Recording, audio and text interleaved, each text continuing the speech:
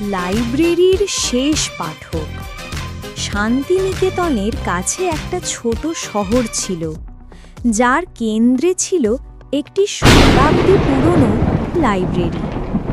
লাইব্রেরিটা দিনের বেলা বেশ জমজমাট থাকলেও সন্ধ্যার পরে একটা অদ্ভুত নিস্তব্ধতা নেমে আসত।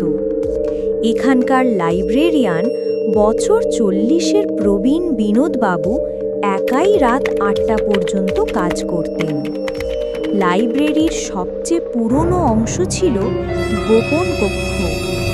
এই ঘরে রাখা ছিল বহু পুরনো দুর্লভ পাণ্ডুলিপি।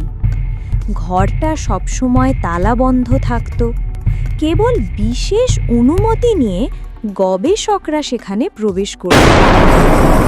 কিন্তু বিনোদবাবু জানতেন, আমাদের নতুন নতুন গল্প পেতে আমাদের ইউটিউব চ্যানেলটি সাবস্ক্রাইব করুন।